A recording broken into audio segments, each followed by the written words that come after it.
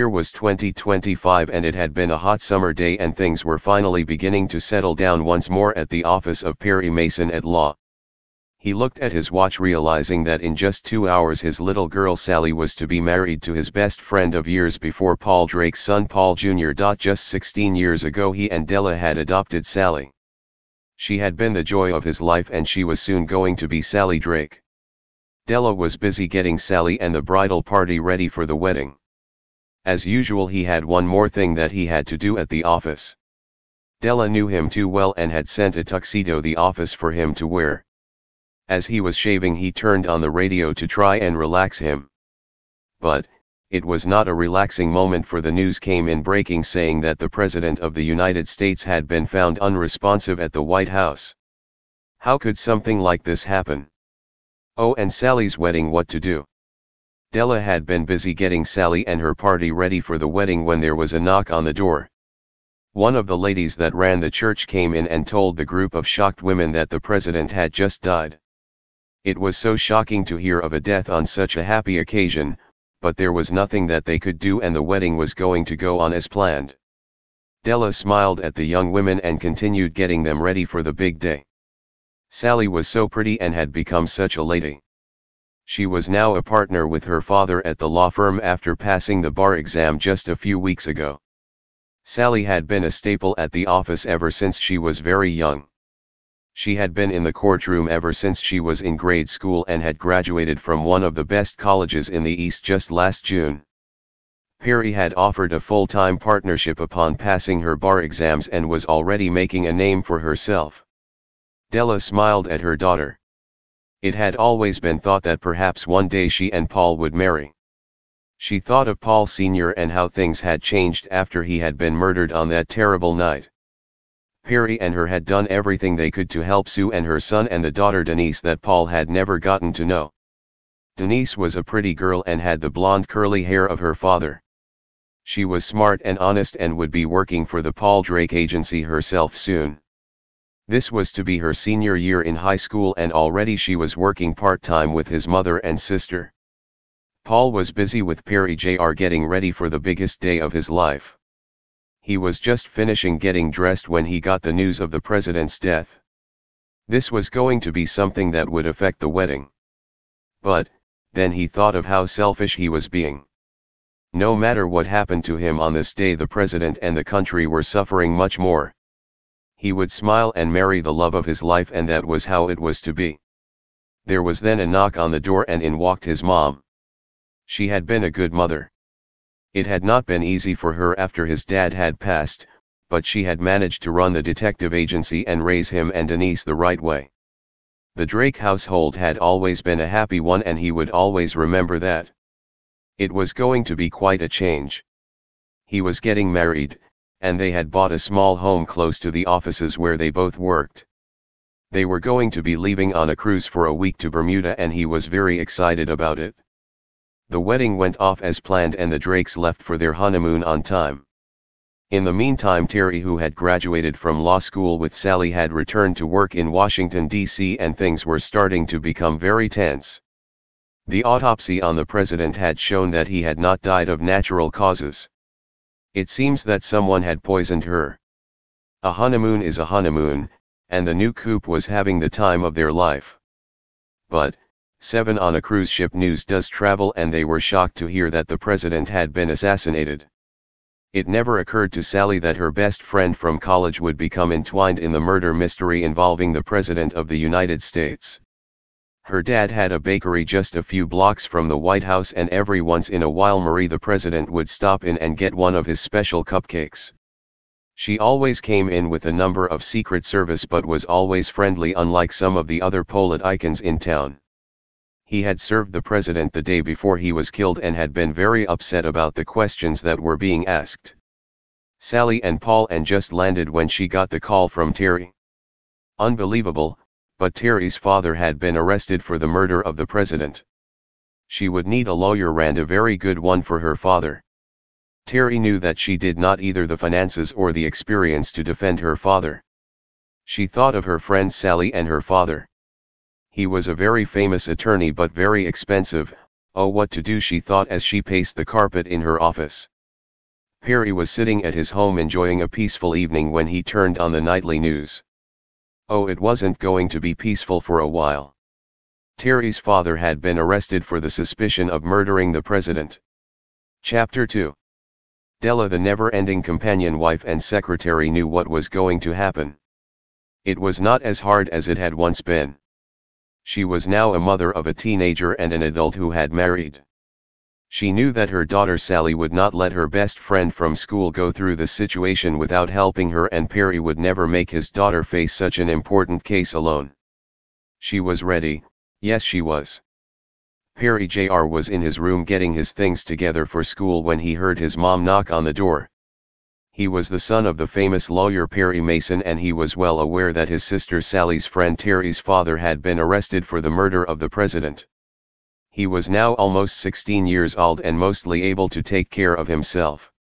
He smiled at his mom and said, "You don't have to worry about me, I will be okay." This brought a smile to Della's face. He certainly was a smart and respected adult. He was very mature, and with Sam, who was now their housekeeper/nanny, she knew that he would be fine if they left him for a short time. After all, this was the modern day and he could reach either she or Perry any time of the day through his cell phone. But she was somewhat taken aback when he said that since it was now summertime he would like to help out in the office while she and his father were gone. Originally it had been arranged that he would be attending summer college courses. This put a dilemma in Della's lap. "Okay, I think that you should go to college this summer and learn some things, but I will talk to your father about this and get back, okay?" she said. "It's okay, Mom, I will talk to Dad. I am now a young adult and want to make my own decisions on things as important as this," and with this he gave his mom a kiss on the cheek. Della walked out of the room with a smile on her face, being very proud of her son once more. So it was decided that Perry Jr. would work at the office that summer. The work would be difficult but a very good learning experience, as Perry had always said he wanted to take over his dad's practice with Sally someday. When Sally picked up the phone to ask her dad for help, she knew that he would be willing to. But, she did not know just how far he would go with it. He had been very careful when she got clients and had always made sure that all of the decisions had been made by her. He wanted to have her learn from her experiences, not told how to do it. She just thought that she needed a new fresh attorney. Terry's dad deserved the best, and she and Terry were not the best, at least not yet. Paul had already begun working on the case. He knew that no matter who did the defending of Terry's father, Bill Anderson, they were going to need the facts, and that was his job. He already had 10 men working on the case, and it was going to get even more burdensome as the trial began to take place. Washington, D.C. had never been the same ever since the impeachment of the last 2 presidents. It seemed as though whenever one party took over there would be the impeachment of another, and Marie Wallace had been the breath of fresh air for the people of the United States. She had been an unknown person to most of the people of the country and had been bright, energetic and honest from day one. She was much younger than her opponent and had surprised everyone when she had run against the incumbent during the primary and won. There she had made many enemies, and the powers that be had tried their best through outright lies and falsehoods had made her first few months unbearable. Most people would have thrown in the towel, but she had been strong and prepared for what was going to happen and had taken it all in stride. She had handled everything with dignity and poise, and it just irritated some of the people of the country. But she had made someone mad enough to kill her, and it certainly wasn't the guy that ran a small bakery just down the street from the White House. Of that, he was sure. But, as usual, sometimes you need to go to the house where the victim lives. After all, this is the White House that you are talking about. It was surely supposed to be the most secure place in the country. The first thing he did was attempt to get a list of every single person that had been to or delivered to the home within the last 10 days. This was where he was going to need an attorney, because the wall was up and the information was not forthcoming. He contacted Terry and she guaranteed that she would get on it immediately. Paul then headed over to talk to Bill Anderson, hoping that he would have some insight. Since Paul knew that it would take a while for him to get access to the White House papers, he decided to another way. As he sat down to talk to Bill, he found the man to be very friendly and easy to speak to. He was in his 50s and had owned and run his own bakery for over 25 years. He had met and talked to several other presidents. He had done his best not to speak his opinion on things and just listen to what others had to say. Paul asked Bill for a list of everyone that had been in the bakery that morning when the president had been there. Was there a chance that something could have been added to her order, or did anyone touch or brush the president during the time that she was there? Think carefully, he told him. Bill sat back in his chair and thought. It had been an ordinary day and he knew most of the people that he saw. Fortunately, there are 5 cameras in my shop and 2 on the outside. I will make sure that you have access to all of these videos. Satisfied that he had enough to start a thorough investigation, Paul smiled as he left. He was well aware that he was being followed and made sure that he gave his followers time to catch up to him easily. A tail can be a good thing sometimes. There are times when a tail sees something that he would miss. Just then his phone rang. It was Perry. He was in Washington, D.C. Chapter 3. Perry and Della arrived to a different capital. It was a different place altogether. The first thing they noticed was the increase in security.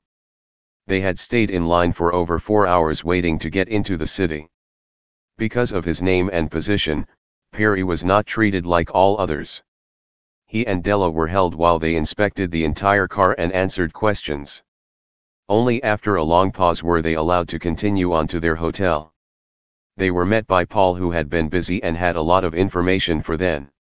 Terry had been successful in getting copies of the video from the bakery and the list of people who had been at the White House during the past 10 days.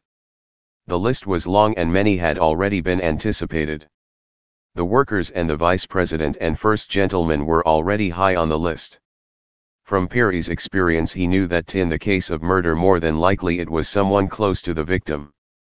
This was especially true in the case of poison. The preliminary autopsy report had been made, and although it was preliminary, there was a lot of information in it that might help his case. The drug that had been used was a poison that is very hard to trace and could take hours for symptoms to appear. This made it more difficult for the time of ingestion to be determined. The president had not complained of anything but what she called a tender stomach before going to bed for the evening. What made it more difficult is that the president insisted on privacy in her bedroom. There were no cameras near her bed after 10 p.m. and they were never turned on before 5 a.m. the next morning. There was someone at her bedroom door, but there were other entrances that someone such as her husband could use. He would have to study everyone that went down any hallway near the room, and this would take time. Unfortunately, there was to be court on Monday and Perry and the team would have to be ready. Sally and Terry were now working on another angle. They were young and fit right into the Washington, D.C. crowd. With their ears and eyes they had both learned that things weren't as they seemed at the White House. The word on the street was the first husband had a roving eye. He had not taken to being second place in the order of things and had been seeing a woman on the side. As a matter of fact, they found that he had several women on the side. So the first husband was involved with other women. It was then that Sally made the decision to go to his hometown. The president and husband were from St. Louis and she caught a flight directly out. Sally found herself in St. Louis just a few hours later, and there she was headed with Terry to the president's old stomping ground. Here they would use their wits and youth to find out who was behind what had happened. Perhaps Perry had been called, was not sure that he wanted Mr. Anderson to be allowed out on bail. Yes, it was true that jail was not a good place to be. It was a safe place, and the atmosphere in the city could put his life in danger of grave harm.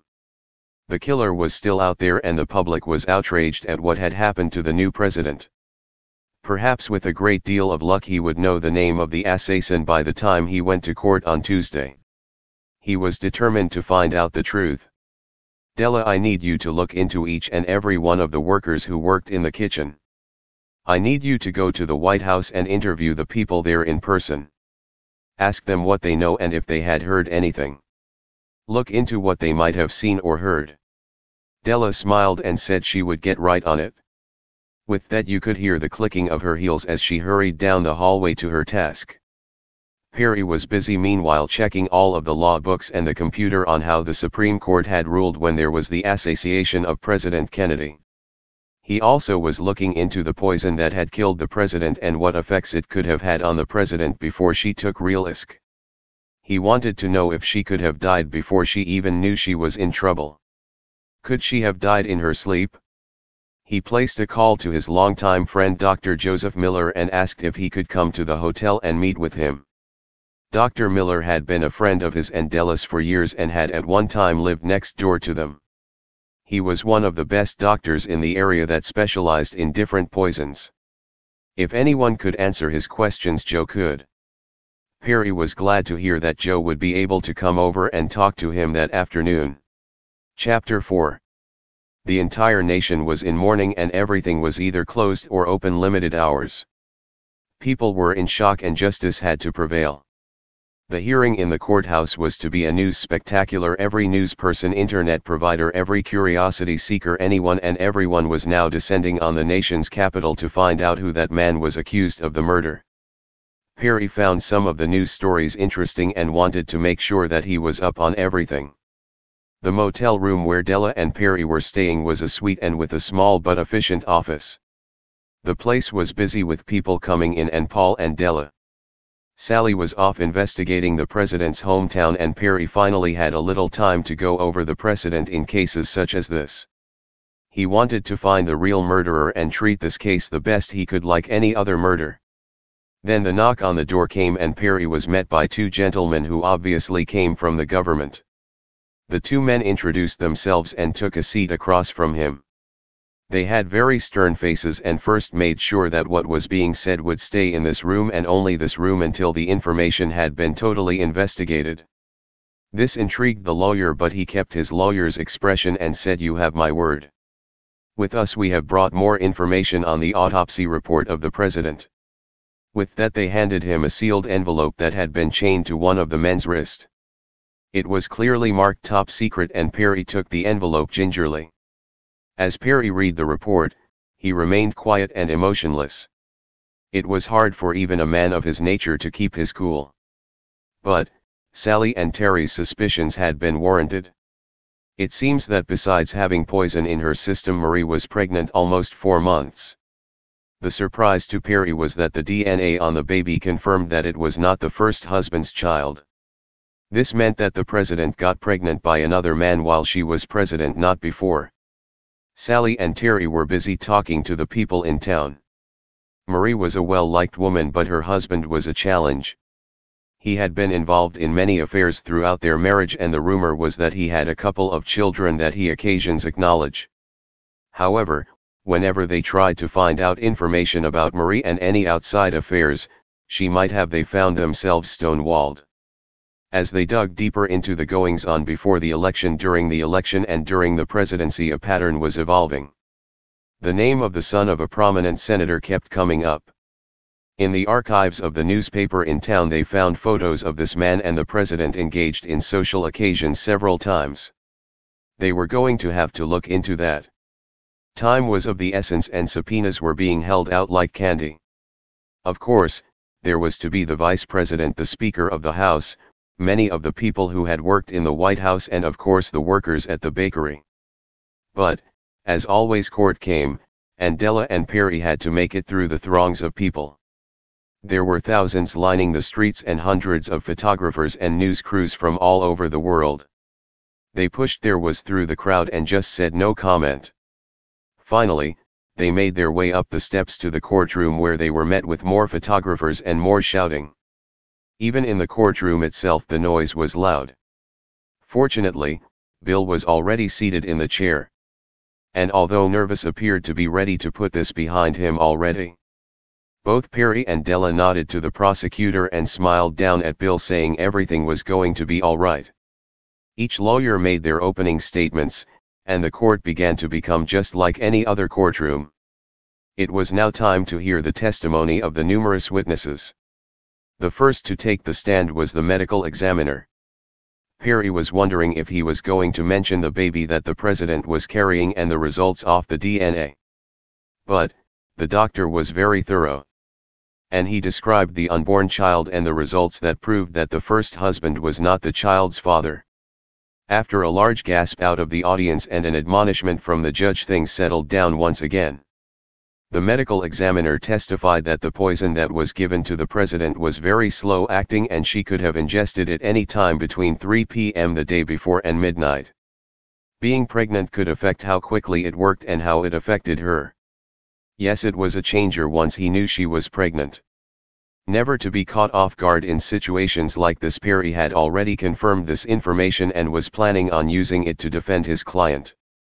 The prosecutor then made the mistake of thinking he had one up on the defense, but as Hamilton Berger had found out many times, don't count Perry Mason out ever. Witness after witness took the stand testifying what had happened that day. They told what the president ate, who gave it to her, and her personal assistant was very helpful.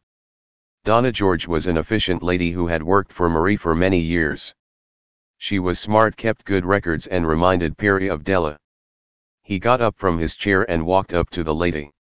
He wanted to treat her with the respect that she deserved but needed to get all of the facts. He was well aware that everyone had been couched on what was going to do in court, but he needed to know a few more things. Mrs. George, the first, see that you have worked for many years with the president. Did you know that she was pregnant? Perry asked her. Although the question must have made her very unconformable, she held a steady gaze and looked him directly in the spoke clearly and said simply yes. Perry put his hand up to his jaw and looked away for a second. Then he turned and asked another question. Do you know who the father is? Donna had been ready for this question. She was well aware of Perry Mason's reputation. He was smart and relentless if he needed information, and she knew that if she lied she would be made the fall guy. With the words that she knew could end her career, she looked the defense attorney square in the eye and said, I have my suspicions, but I do not know it for a fact. From that point on, Mrs. George claimed the fifth, and Perry knew that he was going to have to go somewhere else for the information. With that she stood down. But Terry and Sally had the name. They knew who the president had been seeing. In the history of the country there had never been a female president. It had been considered semi-acceptable for the men to have affairs, and the rumors had always been rampant that many of them had children out of wedlock. But a woman who had this kind of power was a relatively new thing, and the public was much harder and put the female president to a higher expectation. Unsurprising to Terry and Sally, this man was now living in Washington, D.C. and had moved them shortly after Marie had taken office. He lived at his parents' mansion quite close to the White House. They would have to be very cautious when dealing with the senator. She had been a senator for many years and was a very powerful member of the political machine. They knew that she would not allow her son or his reputation to be sullied in any way. Court had been a long, hard day, and Perry and Della headed out of court very tired. As they got into the limo to head back to their suite, Della got a text from Sally. She sounded very excited and said she would call back in a few minutes. She wanted to give them a chance to arrive at the hotel. But the call didn't come, and Sally was not answering the phone. Della and Perry had no way of knowing it, but Sally and Terry were being held hostage by one of the friends of the senator's son at gunpoint.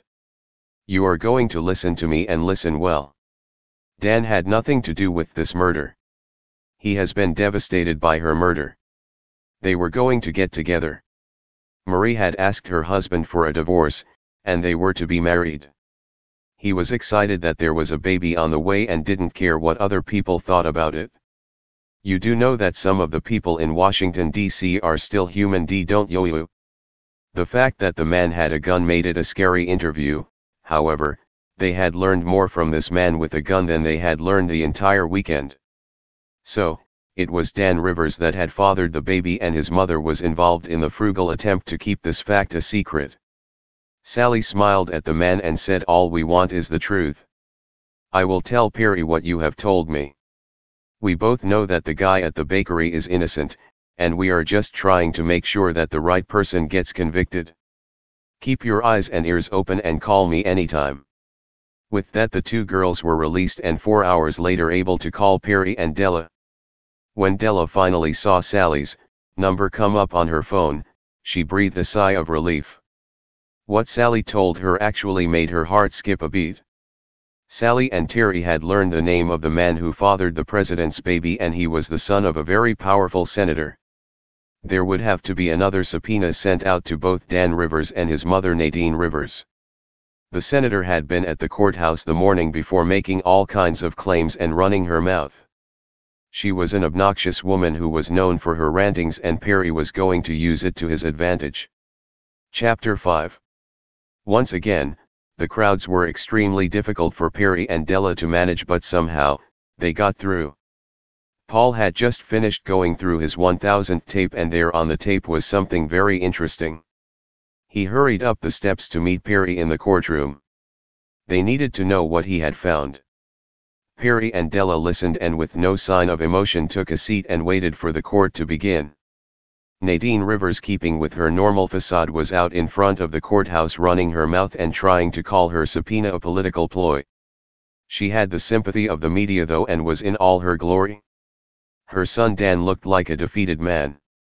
You could tell that he had been under a lot of stress. The first one to take the stand that morning was the first gentleman. He was a dashing man in his eerie 50s who had been around the political world. Della noticed right away that although his wife had been brutally murdered along with her child, he seemed to be too nonchalant for her. He testified that he had gone to his room around 11 p.m. that night. The president and her husband had separate adjoining rooms due to the amount of no's and coming and goings that happened on a nearly nightly basis. Maria was pregnant and had on and off morning and night sickness.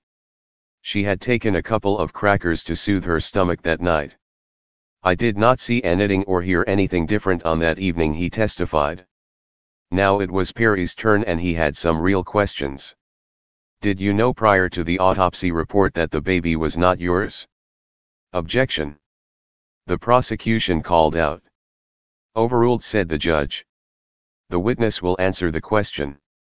The first man adjusted himself in the seat and then simply stated the thought had crossed my mind. Do you know who the father is? Perry asked. This was a question that had to be asked, and the first husband had no choice but to answer. Since it has been established that I am not the father, I can say with certainty that the man who fathered this baby was he. Looked around the courtroom and with his head bowed just about, said Dan Rivers. The sound of the clicking of the cameras was deafening, and everyone in the courtroom but Senator Rivers looked shocked. It was not enough that their president had been murdered, but now the news had come that she was pregnant and one of the senator's sons was the father of the unborn baby. Did you want this child? Perry asked him. The first gentleman looked him square in the eye and said, Yes, I did. This was a chance for us to get our personal lives back on track. I looked forward to the birth no matter who the father is. Perry ended his questioning by saying he reserved the right to recall the gentleman. The next person to take the stand was Dan Rivers. He had just been called out in the courtroom and knew that what he said would be affecting him for the rest of his life. He got up on the stand, fidgeted for a moment, and then began to listen to Perry Mason. I have a few questions that I wish to ask you, sir. Perry started. How long have you and Maura been having this affair? With this question, Dan thought about their life in St. Louis and how he and Marie had been a couple on and off for over 10 years. But, he had never been good enough for the plans that she had. Although he was the son of a prominent senator, Marie wanted someone less known but with a lot of political pull in her life. She had wanted to be the president of the United States for many years. They had been a couple before she had married Gary, the man that went on to become the first husband. He then looked up at the lawyer and said, We have been an on and off couple for over 10 years. Was the situation that the two of you found yourself in tend to hurt anyone other than the two of you and her family? Perry asked him. Here in Washington, D.C., everything affects someone. I wanted her to divorce Gary and for them to start a new life, not only as president and first husband but as a new family. I loved her very much and would do anything I could to help her. Dan said with a tear in his eye. Did you see Marie the day she was murdered? Perry asked him. Yes. We met at the bakery early in the morning. Dan replied honestly. This was a non-essential question as Perry had seen him on the security camera. However, he wanted the judge to hear the fact himself.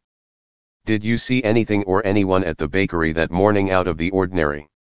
Think carefully. With this he adjusted his posture and thought.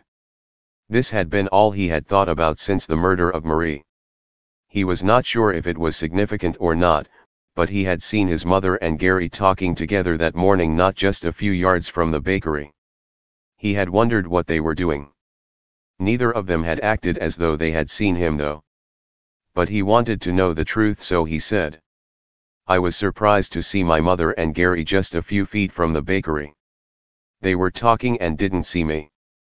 Other than that, things were normal that morning." The next person to take the stand was Nadine Rivers. She was a brash know-all who had no respect for the court or Mr. Mason. She looked sternly at him and put on the air that she was going to say nothing or do nothing to help his case. She sat in the witness stand with a Cheshire grin and her body leaning towards Mason as though ready to jump on him at any moment. Undeterred, Mason went right for the throat. "Were you near the bakery on the morning of the murder of our president?" he demanded. "Oh, the bakery is right down the street from the Capitol and White House. I do not remember being there for sure on that day. But I could have been." And with that she gave another one of her nasty grins. "Did you know that your son and the president were lovers?" Perry asked her, undeterred. "I do not pay attention to such things.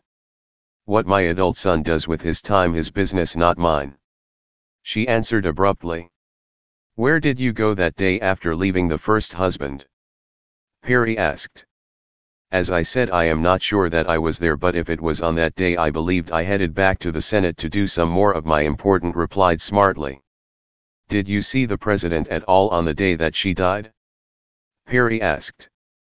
"Why, yes, we had a meeting that evening at around 6. There were several others there also. It was a large meeting that included some members of the House of Representatives." "Were you ever alone with the president on that evening?" For the first time since Nadine had taken the stand, she looked a little uneasy. But she answered in her curt manner and said, "Yes. We went to the balcony for a few moments to get a breath of fresh air." She said she was feeling a little queasy. The balcony was one of the places that the cameras were not as easily seen, and Perry needed to know if this lady was aware of this. "Did you know that there are no cameras that can clearly see the balcony?" he asked her, to use his kinder tone. Undeterred, she said, "How would I know such information?"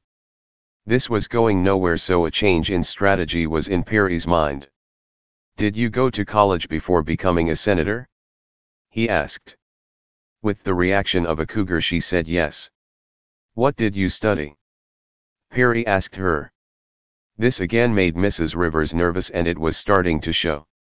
"Why, I studied chemistry," she said. "In your years of studies, did you ever study poisons and the different effects they could have on people?" "Of course I did. But if you think I had anything to do with Mary's death, you are mistaken." "Why would I want her dead?" she demanded. This was as Perry went in for the kill, as some would say. "There is a warrant being executed at your office and home right now, Mrs. Rivers. I believe that we will find evidence of the poison in your home. You see, one of your friends from your hometown gave me some information. He is here in the courthouse. He was your pharmacist at home. Do I need to bring him in?" Well, the cameras were now all clicking for Mrs. Waters now. With this she stood up and shouted, "I am not taking all of the blame for this. It was the first husband and I who got together and came up with the plan. A baby neither one of us wanted.